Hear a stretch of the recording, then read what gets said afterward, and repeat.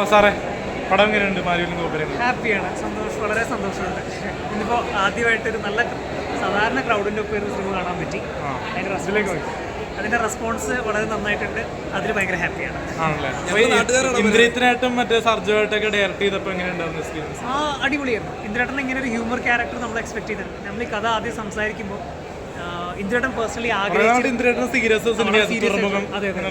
ഇന്ദ്രേട്ടൻ ആഗ്രഹിച്ചിരുന്ന പോലത്തെ ഒരു ക്യാരക്ടറാണ് ഇന്ദ്രേട്ടൻ കിട്ടിയതാണ്. ഹസ്ബൻഡ്സ് ഗോപിയാണെങ്കിൽ ആമയിലാണെങ്കിൽ ഡിഫറെന്റ് ആയിട്ടുള്ള ക്യാരക്ടറാണ്. അതേപോലെ തോന്നി പടത്തിൽ. അതെ, ഹ്യൂമർ നന്നായിട്ട്. പിന്നെ ഇന്ദ്രേട്ടൻ ഹ്യൂമർ ചെയ്യാൻ പ്രൂവ് ചെയ്യേണ്ട കാര്യമില്ല. നമുക്കറിയാം ഇന്ദ്രേട്ടൻ എത്ര കേപ്പബിൾ ആണ്. എല്ലാവർക്കും ഇഷ്ടപ്പെടുന്ന ഒരു ആസിഫ് അലിനെയൊക്കെ പ്രതീക്ഷയിലാണ്.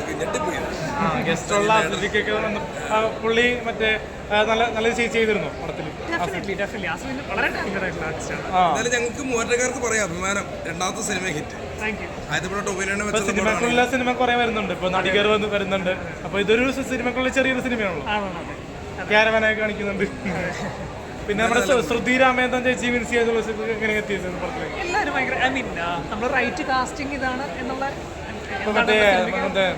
സോളമന്റെ തേനീച്ചകൾ കണ്ടിട്ടാണോ വിൻസി വിൻസിനെ ഞാൻ പല സിനിമകൾ കണ്ടിട്ടുണ്ട്.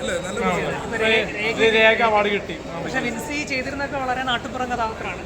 നമ്മൾ വളരെ അർബനൈസ്ഡ് ആയിട്ടുള്ള ഒരു ലുക്ക് കൊടുക്കാൻ ഡിഫറെന്റ് ആയിട്ട് കോമഡി ആയിട്ടാണ് വന്നിരിക്കുന്നത്. ഇത് ശരിക്കും കോമഡി സിനിമ അല്ല. പക്ഷേ വിൻസി വളരെ കേപ്പബിൾ ആണ് ഹ്യൂമർ ചെയ്യാൻ. അത് പ്രൂവ് ചെയ്യേണ്ട കാര്യമില്ല. വിൻസി ഓൾറെഡി TV ഷോസ് ഇഷ്ടംപോലെ ചെയ്തിട്ടുണ്ട്. നമുക്കറിയാം വിൻസിയുടെ കാലിബർ എന്താണ്. ഇവിടെ വില്ലന്മാർ വന്നിട്ടില്ല. പരിചയപ്പെടുത്താം വില്ലന്മാരായിട്ട് സർജോന്റെ കൂടെ ഫൈറ്റ് സീക്വൻസ്. ശരൺ ഉണ്ട്, വേറെ രണ്ട് ഉണ്ണി, പിന്നെ ഇവർ മൂന്ന് പേര്. ഇവർ പുതിയ ആൾക്കാരാണ്.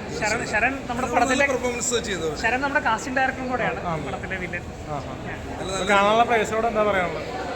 എല്ലാവരും തിയേറ്ററിൽ തന്നെ വന്ന് കാണുക. ഇത് അങ്ങനെ കാണേണ്ട ഒരു സിനിമയാണ്. എല്ലാ ഏജിലുള്ള ഓഡിയൻസിന് വേണ്ടിയിട്ട് നമ്മൾ ചെയ്ത സിനിമയാണ്.